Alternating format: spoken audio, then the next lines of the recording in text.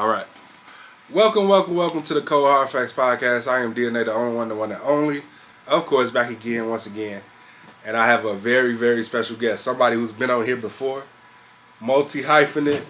By that I mean like songwriter, singer, rapper, engineer.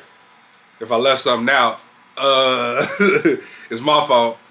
But somebody that really... It really don't need an introduction, but I'm going to introduce him anyway. Galaxy Francis. Yeah. Man. Yeah, we back. Yeah. We back. 6 months. 6 months. Exactly 6 months. Yeah, man. A lot has happened in those 6 months. Yes. Life has happened. Yeah. Great things have happened. Mm-hmm. I want to touch on a little bit of everything. Correct me if I'm wrong at any point, you know. I feel like I'm going to always touch on music. Mm-hmm. I'm going to also talk about your mental health because, you scared me a little bit. You know, with the retirement announcement. Yeah, we gonna get into the shit. I'm like, we gonna talk about that. Talk about that first. Okay. So, given that you're about to, I would say, empty the hard drive in a way with these 52 songs that you about to bless us with. Well, you already blessed us with 2 out of the 52. What exactly does that just like after the reception of these 2 records? How you feeling now? You better? I mean, I'm excited. You know what I'm saying? Like, I'll never like doubt who I am as an artist. You feel me? And like what I provide to the world. It's just like, is what I'm doing in my life aligned with what I want for my life? So I think what you're getting at is like, you know, like with the retirement announcement, you know, is it better now that I'm putting out music? And I definitely do feel differently from when I said like I still feel that way. It's like I'm gonna drop all this music and see where it gets me, see what happens. And just depending on how that turns out, like I just might pivot and make a step in a different direction, you know, like more production, more engineering, more filmmaking or something like that. So I'm always create. It's just how much time do I want to put and invest into it now? Like, getting older now, I want different things. I like a house, you know what I'm saying? I like a new car. I love my car that I got now. I'm grateful for everything I got now. It's just, you know, different things that I want for myself. And, you know, back to the original question, like putting these 2 songs out is definitely lighting a fire under me. It's giving me a different motivation to create, a different schedule to keep up with. So I feel good about it. Definitely feel good about it. Okay. We busy. So I guess my next question is, how's the reception to those 2 records that's out right now? It feels good. You know, I think I'd probably track the metric by engagement, and part of this experiment of trying to put out so much is like seeing what works, see like what connects with people. And I feel like in today's age with social media, like you got to be consistent. And the way that I've been putting out music is like the EP I dropped in October. I had 6 songs on it, and I shot content I think for 5 of the 6 songs. Right. And so I put it out in October, and I only made 1 piece of content for each song. And with this new drop, I'm experimenting more with like, all right, let me make 2 or 3 pieces of content for each song. Let me have stuff that I can post every day for 7 days. Like there's rarely gonna be a day where I don't post somewhere, whether it's TikTok, whether it's Instagram, whether it's YouTube Shorts. So for sure, really trying to see what I'm noticing so far is different people see different content. So that's why it's important to post more than once throughout the week. I've even heard people say like, you gotta post up to 20 times a day on your page. That's directly from Instagram's office who's saying stuff like that. just because if you don't, like, you're fighting against a lot of other content creators. So it's incentivized to post that many times a day. Right. Will I do that? No. Fuck no. I'm just now, I feel like, starting to understand the new rhythm of the algorithm, so to speak. Right. So different, like I said, different people see it.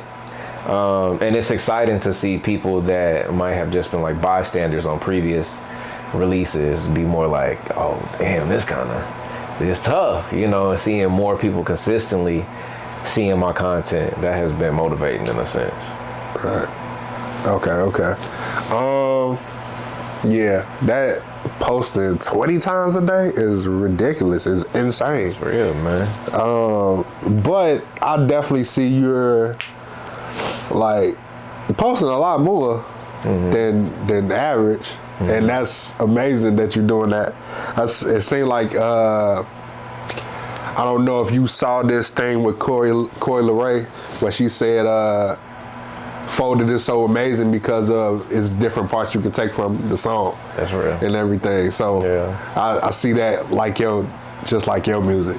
You can definitely post different parts of the song. Yeah. So the first thing I want to get into, so a while, not even that far long ago, in October, you put out The Sweetest Day in Space. And it's actually 5 songs, by the way. Shout out to merch right here.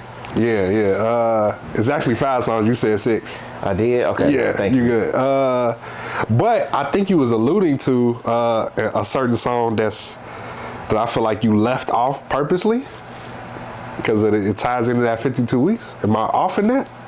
What you mean? Okay, I lied. Was that? No, that wasn't supposed to be on there. Oh, okay. Because I heard that little, skit at the end. Yeah. I thought it tied into that. Well, y'all gonna see. That's gonna reveal itself later this year. Okay. Yeah, All right, for sure. Thank you for the Easter eggs, though. Bro, I'm just like... It's a story building up. Okay. So. Wonderful. I'm glad I'm not, I'm not tripping. But yeah, back to The Sweetest Day in Space. Kuwait.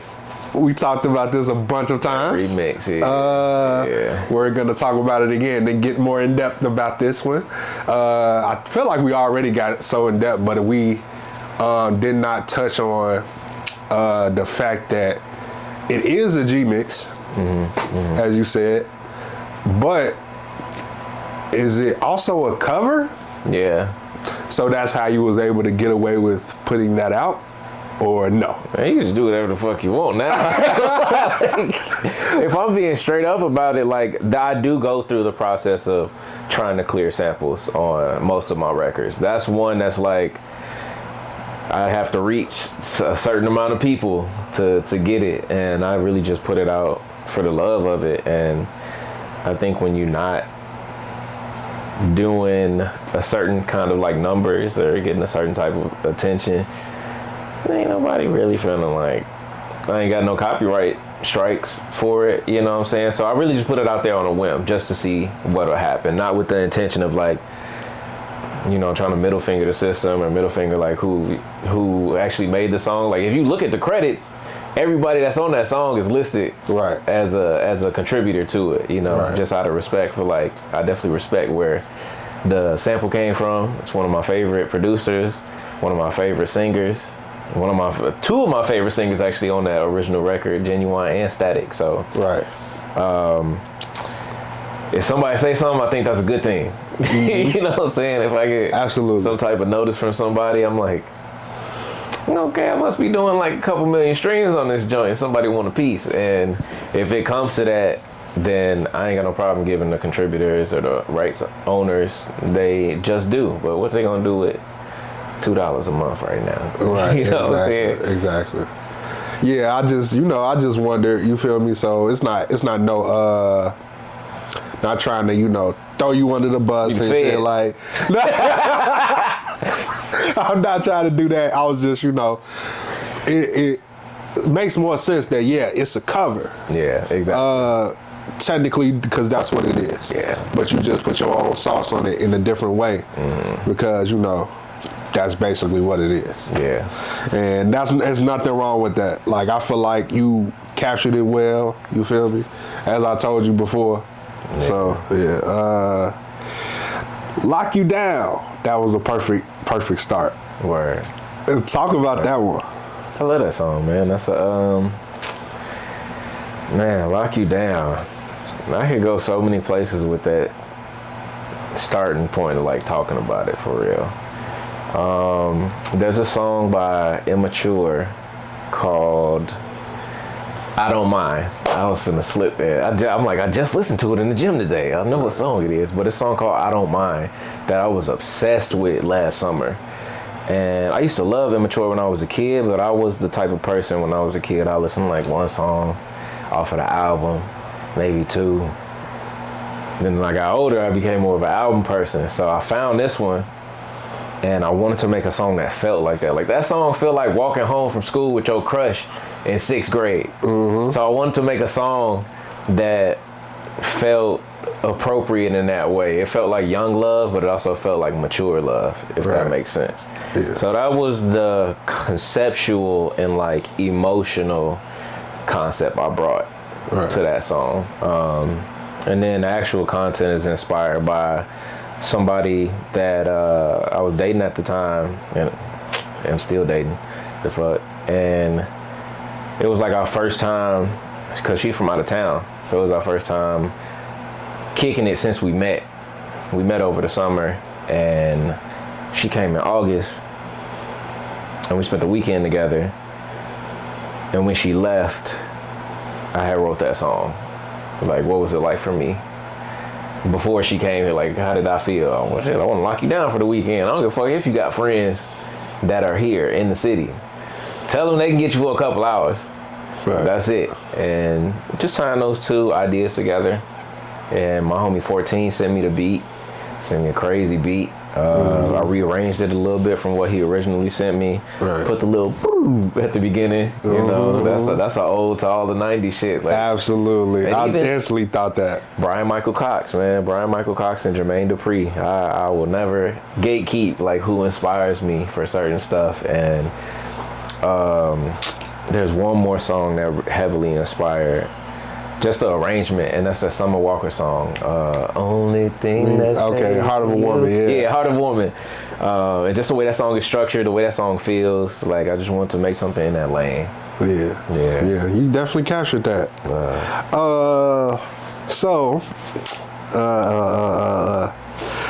We gotta talk about two songs at one time. Okay. I know I'm finna probably confuse some of our listeners and our watchers, but you have to explain this Earth, Wine, and Fire and this Cuban Lincoln. Yeah. Are you mixed? Yeah.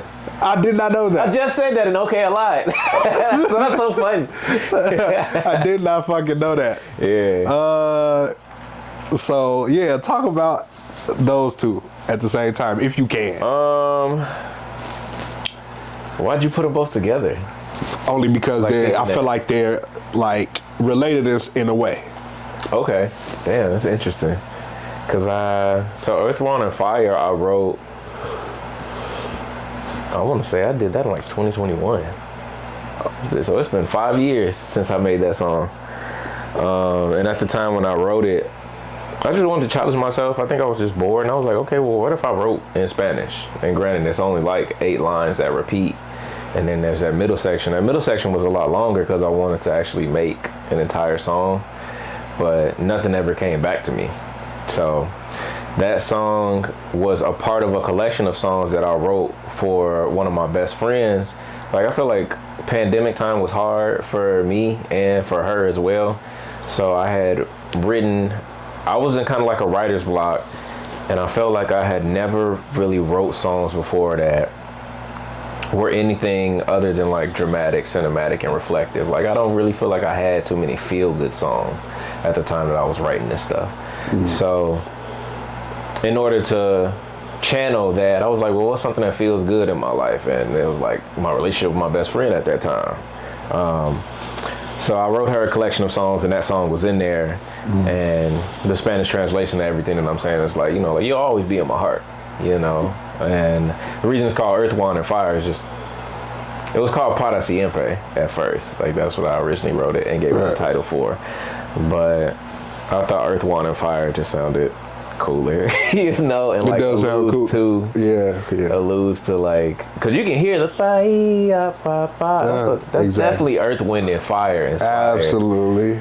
So you got that, and I'm not fluent in Spanish. Like I can understand it pretty well, and I can like, if I needed to speak it to somebody that doesn't speak English, like we could have a conversation, but I don't really practice enough to be like, oh, I'm fluent in Spanish.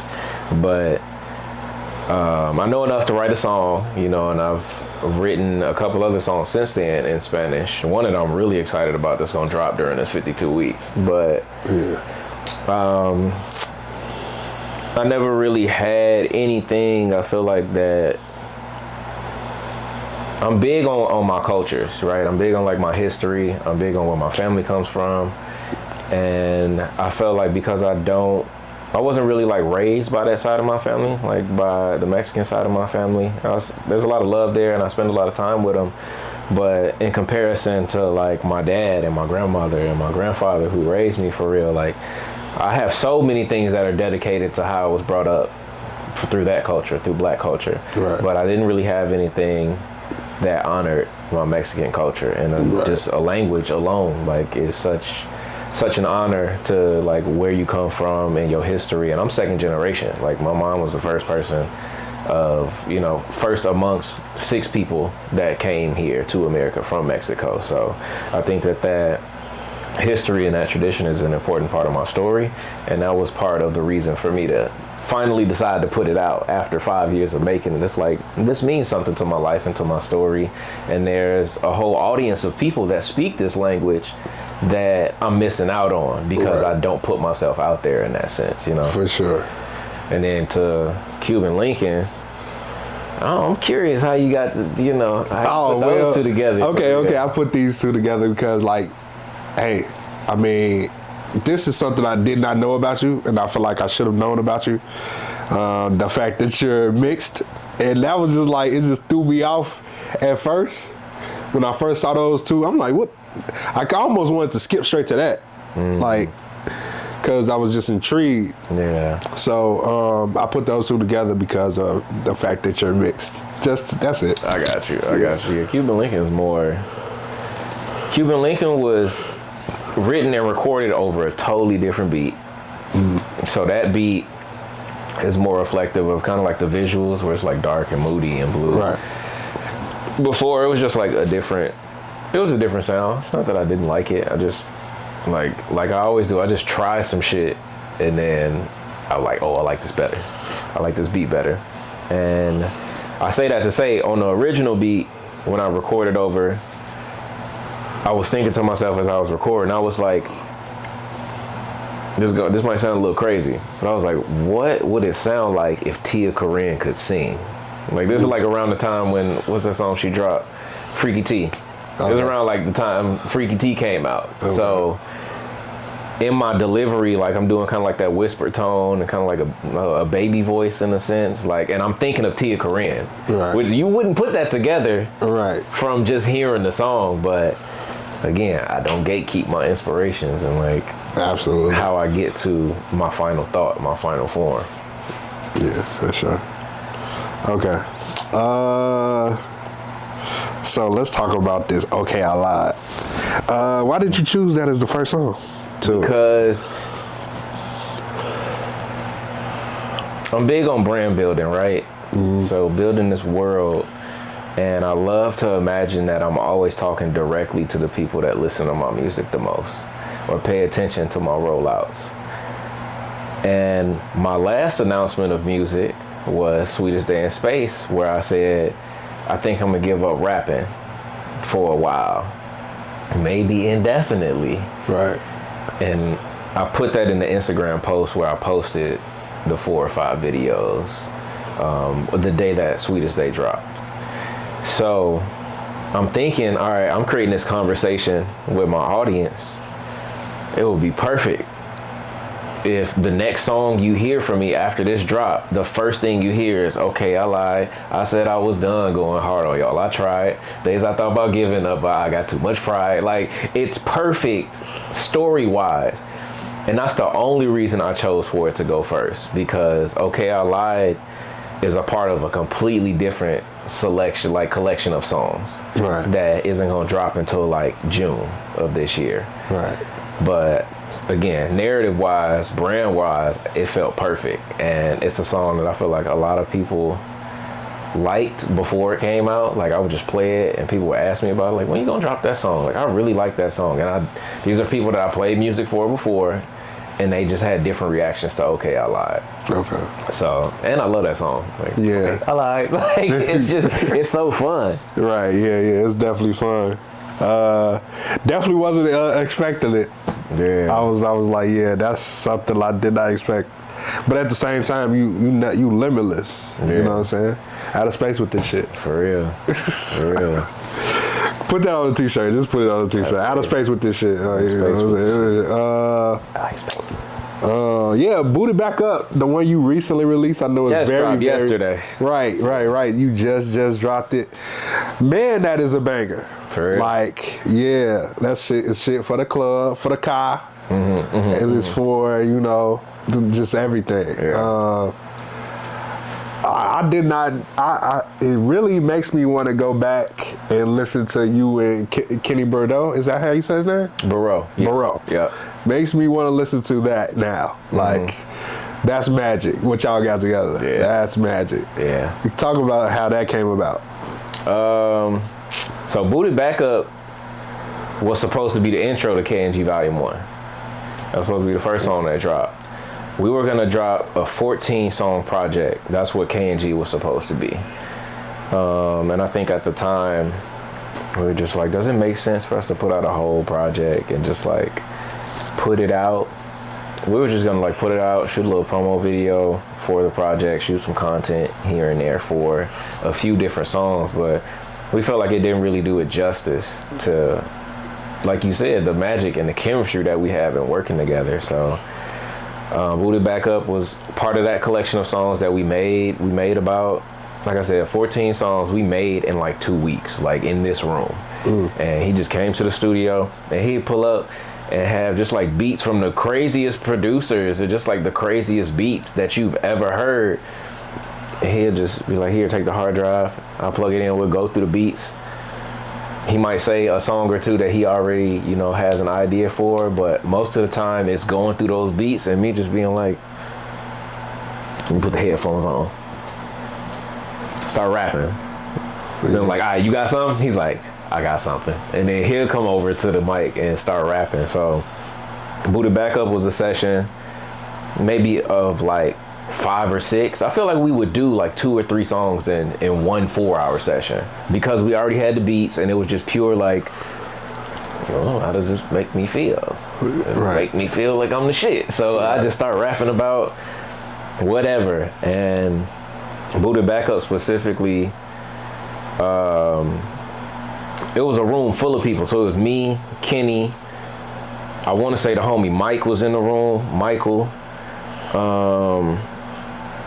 maybe one other person, and the girl that I was dating at that time. And this was like 2024, by the way. This is like probably February, March 2024 that we had made these recordings. Right. And so the stuff that I'm alluding to, like in the song, like I'm talking about stuff that's going on in the room, So it's a lot in that song. I ain't gonna lie. It's some lines in that song that I'm really proud of. Or it's just like definitely been on repeat since it's been out. I'm trying to think of if there's a specific line in there that I want to talk about. I was making crack on a MacBook where both the screens and the plugins was cracked. That's probably one of my favorite lines in that. Just because if you a producer or if you an artist that you done had to like do what you got to do to get your recordings done. It's like, right. I was legit back in college. Like my screen was cracked and them plugins on there was cracked. So I was making beats off the cracked plugins, and I love lines that are for a certain subculture that include me, or that are sourced from the same kind of hustle that I come from, or pursuit of the same dream. So that's why that's one of my favorite lines. And then Yeah. Every bar is piff. Yeah. So Yeah. For sure. You did your thing, man. appreciate that, man. Okay, last song on Sweetest Day in Space, Here I Go. Another sexy drill song, in quotes. Right. Not really, but... Sexy juke. I'm trying to Oh, reframe the narrative. Right, yeah. Sexy drill. They done took our whole shit. Right. Like, those are all footwork patterns at like 10 BPM slower. I'm sorry, what was your question? No, no, hey, that's why I put in quotations. Yeah. It's not really that. It's, they really taking and run with our shit. But I guess, I don't know if Cash Cobain has ever, like, outwardly said, probably would never say it. But, talk about that song. Yeah, that song has definitely, like, just on the topic of sexy drill versus Chicago drill, I feel like drill music traveled from Chicago to New York to London. And once we evolved past that original sound, that Young Chop sound, that Pac-Man sound, once we evolved past that, I feel like they evolved it to a totally different level. They turned it into Jersey Club. They turned it into Cash Cobain Sexy Drill. And it's not a knock, to say like, y'all took our shit, but that like every time I hear that, I see Walla Cam in my head. I don't care if Cash Cobain is over it or it's an RP Boo track. I hear the same things and imagine the same things when I hear that one pattern. And I love what they did with it with Sexy Drill. Right. So Here I Go was a moment of, I was listening to a lot of Chow Lee. Okay. I was listening to a lot of Chow, listened to a lot of Cash Cobain.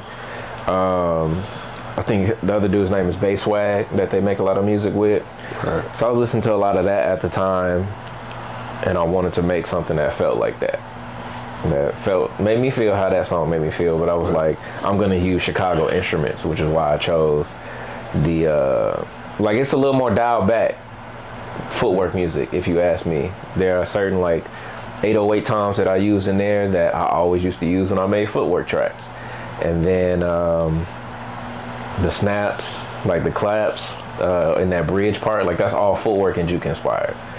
And Here I Go, the actual sample, like Here I Go Again, is from one of my favorite juke tracks that I've ever heard. And I can't remember who made it. I don't remember if it was DJ Rock or DJ Rowe.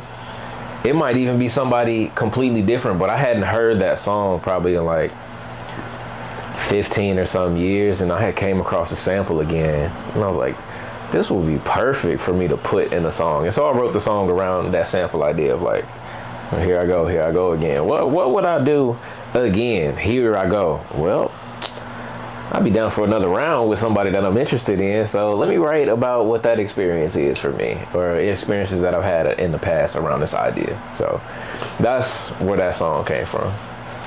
Yeah, for sure. For sure. Bring out my footwork. Don't be going to try to find my footwork videos on YouTube. Okay? I know since I said that, somebody gonna find it. Right.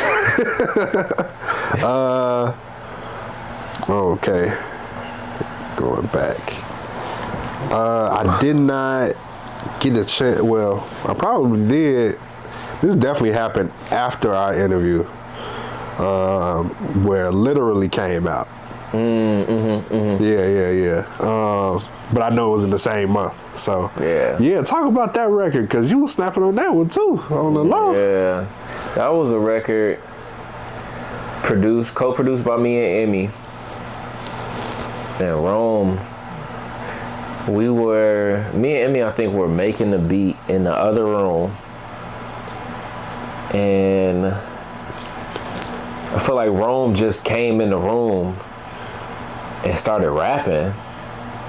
And as soon as he started rapping, I was like, I think I got something for this. So he went out to the booth and started recording his verse. And you can hear me interrupting him in the beginning of the song, actually. I'm sitting in the kitchen, like, writing in my head, and I'm like, all right, I got this verse. I got it. And like, it hit me like a light bulb. That whole verse for the first half of the song hit me like a light bulb. And I walk in the booth while he's recording that intro part, and I'm like, I got raps. And that's why you hear him say, we got raps in the beginning of the song. He got raps. Like you hear, because he's responded to me, walk in, and I'm like, oh shit, you recording. I close the door back and he does his verse. Okay. And that song was just like something to prepare for Shapes Fest. Right. I think we dropped that like a couple days before Shapes Fest, if not like that same week. And it was just a fun song, man. Like, just feeling confident, you know. It's just, when I say that, I mean literally. Like, Rome's really good at rapping, so I felt like I had to do my Galaxy thing on there. And I love back and forth. So when that second half of the song was just like, all right, cool. The first half was very much like I'm in my Valet bag. Shout out Valet, one of my favorite rappers, a top 10 Chicago rapper of all time, if you ask me. So that first half of the verse, I'm like, damn, let's slide on this. Like, how would Valet slide on this? And throw a little Galaxy little sauce on there. And then the second half was just very much like, all right, cool. Well, let's talk even more shit and just like build the tempo up a little bit more. For sure. So yeah, whatever came out of that, that's how it came together. Yeah. Okay. I think I talked about everything music-wise. Well, not everything, but Yeah. let's go back to Sweetest Day in Space for a second. I know I talked about every song, but I wanted to get your understanding on, well, the fact that the way you promoted it was genius, first of all. Appreciate it. Because we don't really acknowledge Sweetest Day. Where everybody else does it. Chicago does, Midwest does, but and I feel like that's the perfect way to like ask your question around, like, do you really believe in Sweetest Day, or do you like you off it for real? Do I? Yeah, do you? It's hit or miss, you know what I'm saying? Like, I'm not really pressed about it. It's something I just heard about growing up, but never really participated in for real, you know? Because it's like one of them holidays you just kind of forget that it's happening. Like Absolutely. October pull up and you're like, damn, it's Sweetest Day? Like the day of, you be like, oh, it's Sweetest Day today, because you see certain people posting about it or something like that. So, I mean, it's not something that is marked on my calendar. Exactly. You know, but it's just something I grew up around, and it was too late for me to do a Valentine's Day thing. Like, me putting out that EP was a spur of the moment thing. Like, probably started in September. I was like, I should put out a project for Sweetest Day. And then, what's the best way to put it? I started asking people in the studio, like, y'all know what Sweetest Day is? I think I'm gonna drop on Sweetest Day. They're like, what's Sweetest Day? Like, what? Y'all don't know what Sweetest Day is? So I feel like that was the perfect thing for me to introduce it as online, and not really be introducing a project, but introducing this idea of a day of love. And then when he talking about Sweetest Day a lot, damn, Sweetest Day come around, he dropped the project, you know? So that's really just capitalizing on conversations that I have for real. Yeah, for sure. Yeah, definitely. Because I definitely don't believe in that shit for real. Even though it's like, okay, it's known, but it's also unknown. Yeah. It's unknown. So, but it's good that you touched on it. Before we go on from Sweetest Day in Space, I want to talk about the wordplay in Cuban Lincoln. It's so overlooked. I always got to toot my horn on the lyricism, because like I don't always try to be overtly bar lyrical miracle, but in every song I'm intentionally trying to do something, use certain literary devices, or if somebody dissects it, there's like a formula to what I'm doing, you know what I'm saying? There's like, if I ever get writer's block, I have so many different techniques of writing that I don't ever really get writer's block. And Cuban Lincoln was one of them songs that was just like, girl, you must be Cuban, I want to link with you. And it just made me think of like a Cuban link chain, right? And then you start thinking about, when I got to the verse, as I was writing, I was thinking like, how can I flip link for an entire verse while singing it? So my approach for writing is always kind of like battle rap inspired. I feel like I mentioned that in the last interview too. Absolutely. So same thing when it comes to writing R&B songs. It's like Link like Zelda. Who was the main character in Zelda? The nigga name was Link. You know what I'm saying? Link like Zelda. Link like URL. Link like bio. Where the link be at? The bio. I'm a link if the chemistry right. That's a bio reference. You know what I'm saying? Lincoln like, my favorite part is this one I'm finna break down. Lincoln like presidential suites every time that we meet. Lincoln like Navigator trucks pulling up by the fleet. Navigators are made by Lincoln. President Lincoln is from where? Illinois. You know what I'm saying? Yeah, like all this shit would go over your head if you not. I'm so big on like written too, like right. seeing written literature. Right. And then further in that presidential, Lincoln like shots to the head. How the hell did Lincoln die? Yeah. Got shots. But shots to the head, you taking a little Takiki, taking a little, you know what I'm saying? I'm trying to think. Lincoln Lake, shots to the head. Maybe a movie in bed instead. Lincoln Lake. Knots in your head that turn into dreads. I love how you wear it. That one's a, you know what I'm saying? I love black women with locks. So. You know what I'm saying? Me too, man. So many. Me too. Yeah. So like that was an ode to that as well, to round out the verse of like, if a woman is listening to it, if a black woman is listening to it and she got locks, like I want her to feel uplifted, like, yeah, niggas want to link with you. You know what I'm saying? For sure. Yeah. And then even in the hook, goddamn, off the juice, I'm Dr. Seuss, I'll show you a thing or two. Come on, man. This nigga be writing. Man. Nah, hey. So I had to get my little shit off real quick. I had to do my little genius yellow wall shit real quick. Right. Yeah, right. Man, you never know, bro. You might get to genius. You never know, dog. That's gonna happen. For sure. Nah, yeah. You, like I said, you smoked that, man. You been smoking everything pretty much you put out. That's why I was like, I thought it was like crazy. My dog is finna put out 52 songs.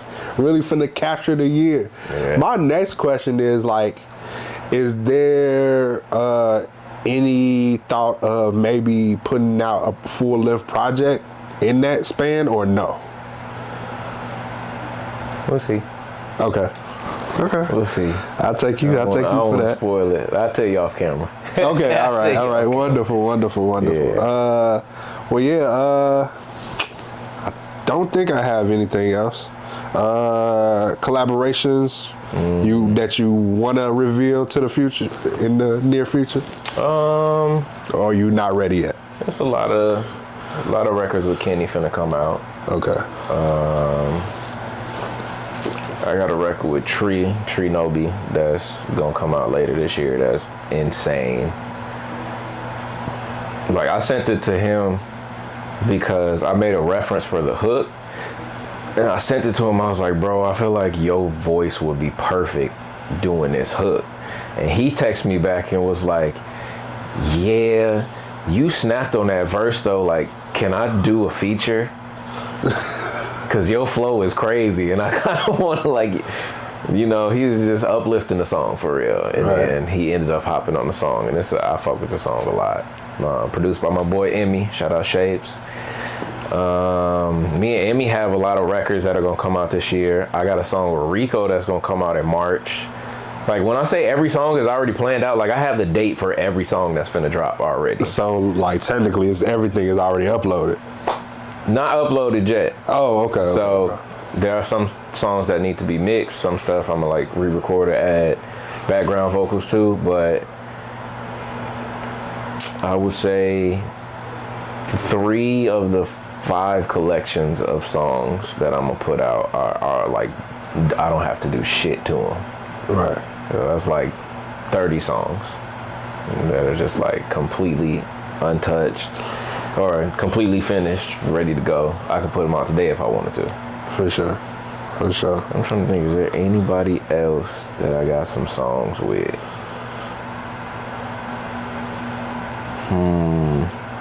Karali. Okay. I got a song with Karali Payne that's pretty fire. That song is very fire, actually. And there's a producer named Corey Ayo that makes some of the firest beats I've ever heard.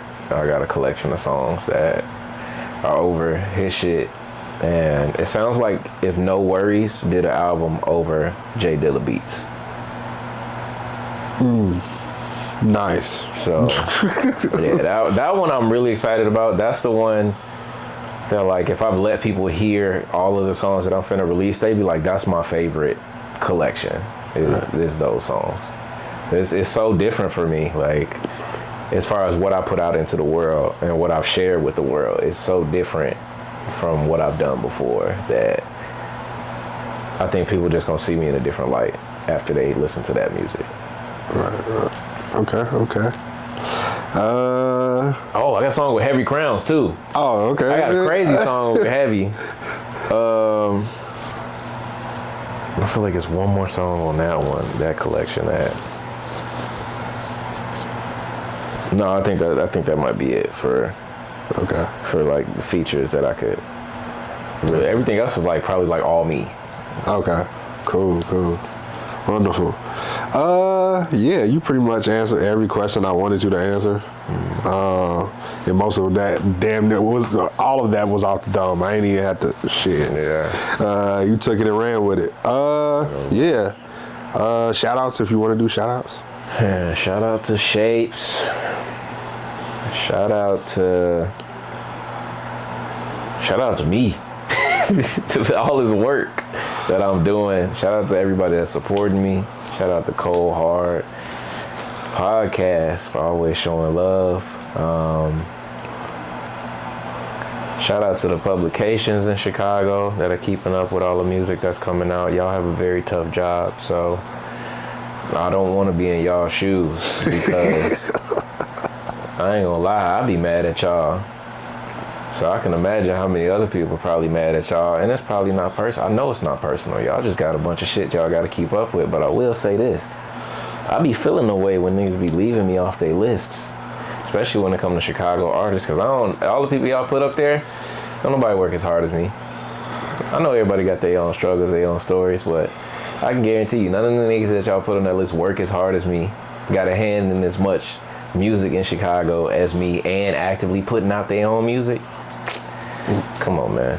Yeah. I give myself my own flowers, but this is a call to action for y'all to really see what's going on in space. For sure. Because we be in space.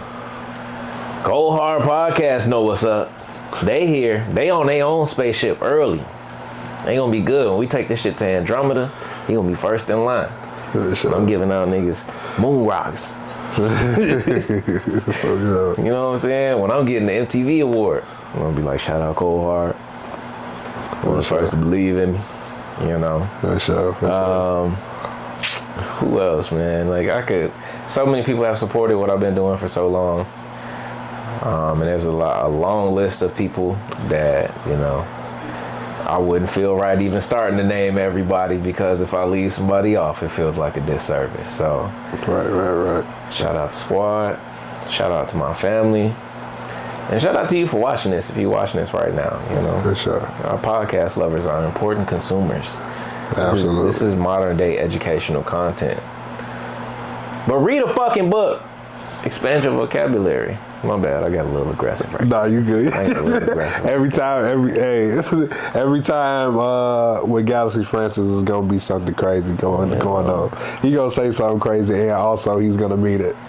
Very true. Very true. So.